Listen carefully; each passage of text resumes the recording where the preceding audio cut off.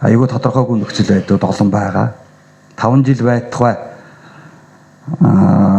хэдхэн сарын 1 жил хүрэхгүй хугацаанд ч улс төрийн нөхцөл байдал энэ одоо засаглалын докторгүй байдлаас болоод бол юмнууд бол бүр оронгоороо иргэдэгч тохиолдод байгаа. Тийм учраас энэ дээр одоо эрсдлийг тооцсон гэдэг юм, эрсдлийг үнэлсэн, эрсдлийг даван туулахтай холбоотой ийм зүйлүүдийг төлөвлөх. Ингэж одоо энэ хөгжлийн жилийн төлөвлөгөө маань илүү бодиттой үр дүнтэй 5 жилийн дараа бас одоо үнэлгээд үнэлт хийхэд бол гарах байхаа гэсэн ийм санаа хэлмээр байна. Нийгэм хүний хөгжлийн салбар, хүний хөгжлийн бодлого гэдэг бол аймгийн өөрөө доктортой хөгжлийн гол бас тэргүүлэх бодлого чиглэл байгаа. Тэр утгаараа нийгмийн салбарт хүний хөгжлийн салбарт хэрэгжих төсөл яг хөрөнгө оруулалтын бас энэ төсөв санхүүтэй холбоотой энэ асуудал бол том зургаараа бол ерөнхийдөө бол жил болгон нэмэгдэж явах хэрэгтэй.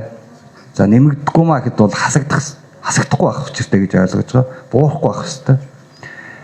Тэгээ энэ жилийн хувьд бол буурсан гэсэн ийм одоо дүнг танилцуулсан. Өөрөөр хэлбэл бараг 2 тэрбумаар буурсан байлээ. Хүний хөгжлийн салбарт их хөрөнгө оруулалтын бос төсөл арга хэмжээний нийт зардал. Тэгэхээр дараа одоогийн жилүүдэд хөгжлийн жилийн төлөв боловсруулахдаа энэ дээрээ онцгой анхаараарай.